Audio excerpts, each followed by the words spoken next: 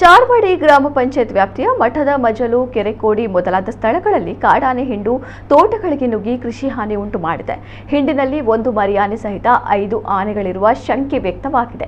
ಕಳೆದ ಕೆಲವು ದಿನಗಳಿಂದ ಚಾರ್ಮಾಡಿ ಪರಿಸರದಲ್ಲಿ ಕಾಡಾನೆ ಹಾವಳಿ ಕಂಡು ಬಂದಿರಲಿಲ್ಲ. ಇದೀಗ ಕಾಡಾನೆಗಳ ಹಿಂಡು ಈ ಪರಿಸರದಲ್ಲಿ ಲಗ್ಗೆ ಇಟ್ಟಿರುವುದು ಸ್ಥಳೀಯರ ಆತಂಕಕ್ಕೆ ಕಾರಣವಾಗಿದೆ.